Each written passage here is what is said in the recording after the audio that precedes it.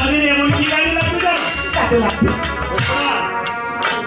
এই মহাদিনের জল যদি থাকে আমার হাতে, তবে আমার এই চম্পকনগরীতে যত সাপে কাটে সেই জল ছিটা মাত্রই সে আবার ভালো হয়ে উঠবে। বাহ, কত সুন্দর কথা গো। তবে সেখানে তো লীলা করতে পেরেছো গো।